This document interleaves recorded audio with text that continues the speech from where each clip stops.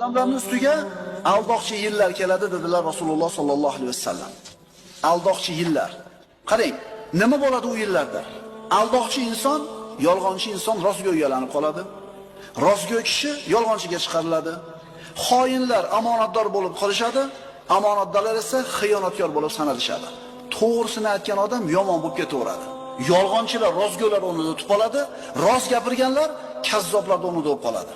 Eng katta xiyonatkorlar xalqning mulkiga, xalqning moliga shunday bir xiyonat qila oladiganlar saxovatpesha, omonatdor insonlar bo'lib qoladi. Haliga g'ul degan darsimiz bor. Kim nimaga xiyonat qilib o'g'irlagan bo'lsa musulmonlarning molidan qiyomatda bo'ynida turadi. Payg'ambarimiz aytganlar.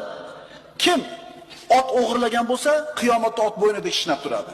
Kim sigir o'g'irlagan bo'lsa, tuya o'g'irlagan bo'lsa, qo'y egallagan bo'ynida yopishib turadi.